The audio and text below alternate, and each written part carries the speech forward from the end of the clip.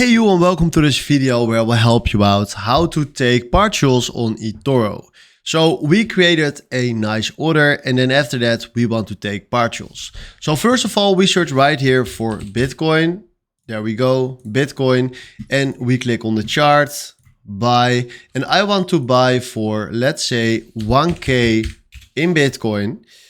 Then I click here on buy, and now after creating this order, I want to take partials of it. So then we go to our portfolio, there we go, click on Bitcoin, and now you will find here a lot of options that we can take partials on. But this is the last trade that we did, and that is exactly a few seconds ago.